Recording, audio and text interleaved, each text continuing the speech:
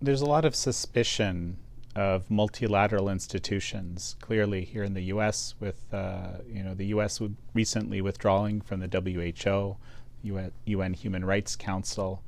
Maybe explain to me why this multilateral structure of the OAS is so important for you.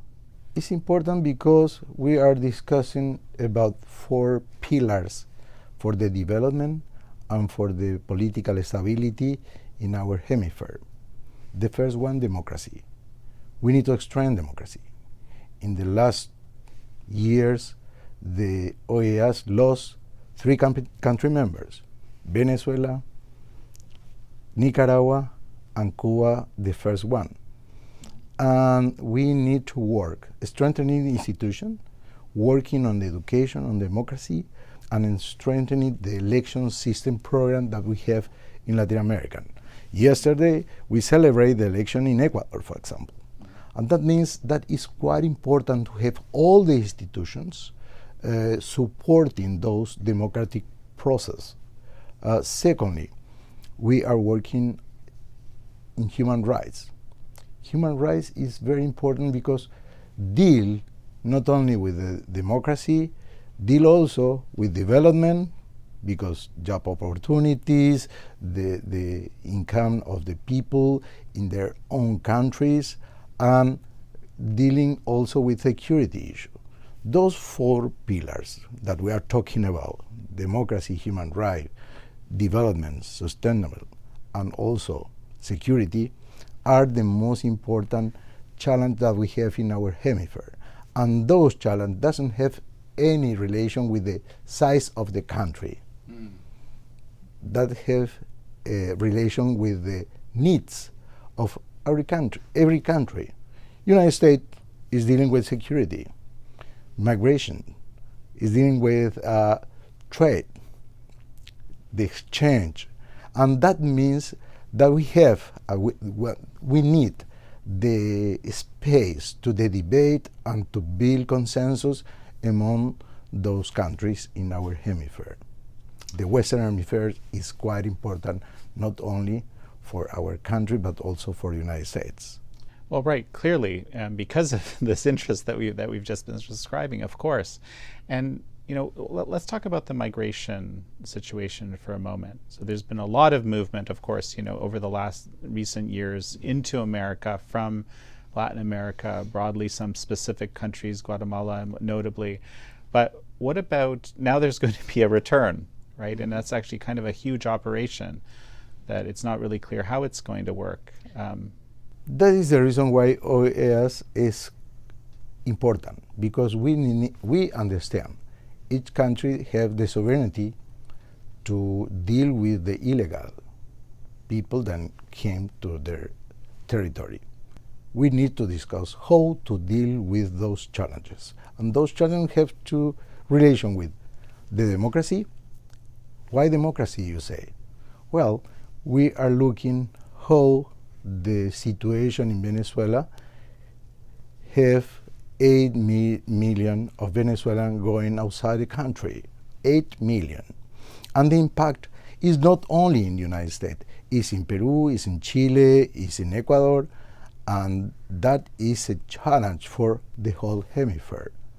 Have relation with the development.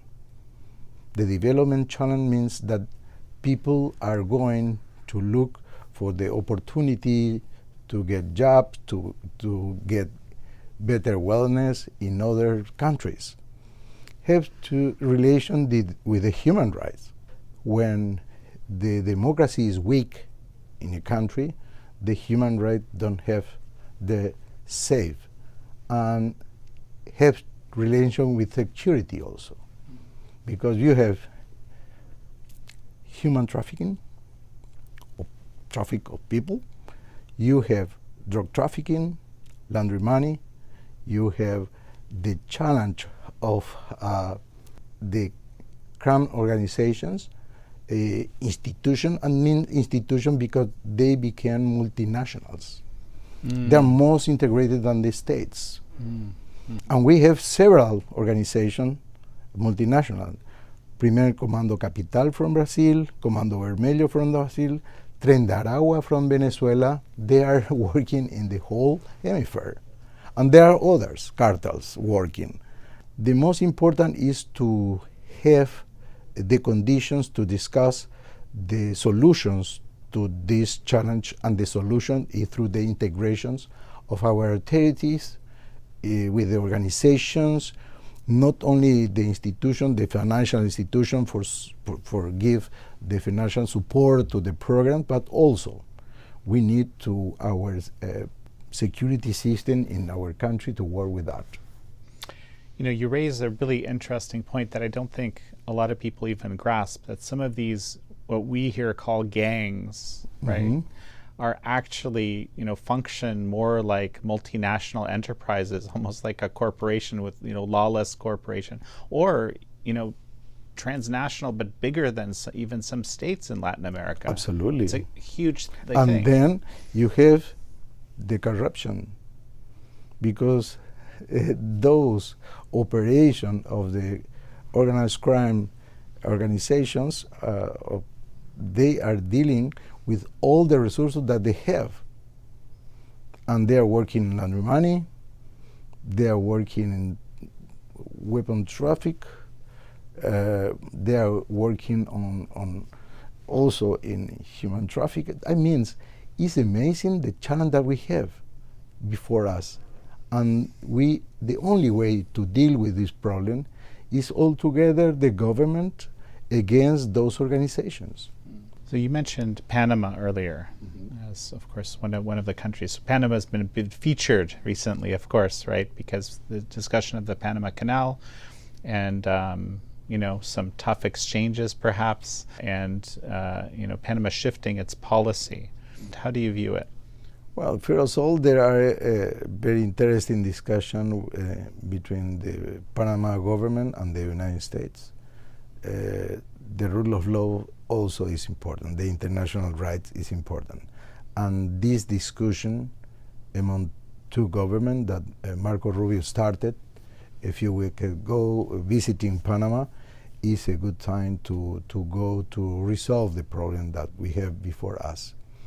I think always that being Secretary General of OAS can help strongly both governments to arrive to an understanding. You know, the problem that, as articulated by President Trump, was, you know, too much Chinese Communist Party control of the Panama Canal. And I can't help but notice that Paraguay actually has, you know, formal relations with Taiwan, one of only 12 countries that does, and that's, you know, kind of fascinating to me. And so, you know, explain to me why. Well, first of all, Paraguay started its relations 68 years ago. Never recut the relation with Taiwan. It's a decision on principles. We need, and we always support Taiwan, because they have the democracy. They have the human right, rules and protection.